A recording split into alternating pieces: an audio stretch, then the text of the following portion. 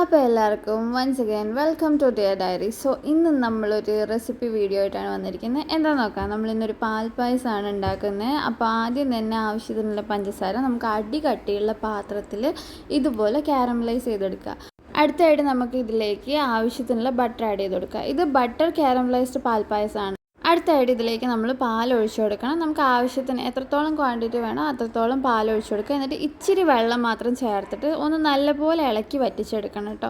ഒരുവിധം ഒന്ന് നമ്മൾ ആ പാൽ ഒഴിച്ചതിൻ്റെ അളവ് വരയ്ക്കും ഒന്ന് വറ്റി കിട്ടണം. അതിനുശേഷം നമ്മളിതിലേക്ക് ഓൾറെഡി കുക്ക് ചെയ്ത് വെച്ചിരിക്കുന്ന റൈസാണ്. ഞാൻ ഇവിടെ മട്ട റൈസ് പൊടിച്ചിട്ടാണ് എടുത്തിരിക്കുന്നത്. നിങ്ങൾക്ക് ബെറ്റർ എന്ന് പറയുന്നത് ചുവന്ന പച്ചരി എന്നെങ്ങാണ്ടാണ് പറയാൻ തോന്നുന്നുണ്ട്. അതാണ് ഇതിന് ശരിക്കും യൂസ് ചെയ്യേണ്ടത്. അതാണ് ഒന്നുകൂടെ ടേസ്റ്റ് ചെയ്യുന്നത്. ഇനി നമ്മളിത് കണ്ടിന്യൂസ് ആയിട്ട് ഇങ്ങനെ ഇളക്കിയും കൊണ്ടിരിക്കണം. അടി പറ്റി പിടിക്കാണ്ട് ഇളക്കിയും കൊണ്ടിരിക്കുന്നത് മാത്രമാണ് ആ കറക്റ്റ് ടേസ്റ്റ് കിട്ടുള്ളൂ.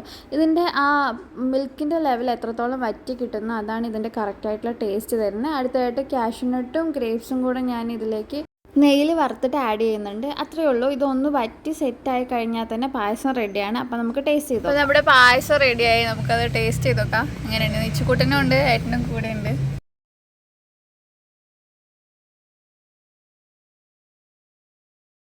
കുടിച്ചോക്കി പറ. ഇച്ചുവിന് ഇഷ്ടമായി. ഇച്ചു കുടിച്ചോ? ഓൾറെഡി ഇച്ചു കുടിച്ചു. പായസം പറിച്ചു. അപ്പോൾ അടിപൊളിയാണ്. എല്ലാവരും ട്രൈ ചെയ്ത് നോക്കാം. സിമ്പിളാണെന്ന് പറയുന്നതിൽ കുറച്ച് നേരം ഉണ്ട് പണി, എന്നാലും നല്ല ടേസ്റ്റുള്ള പായസമാണ്. ട്രൈ ചെയ്ത് നോക്കാം.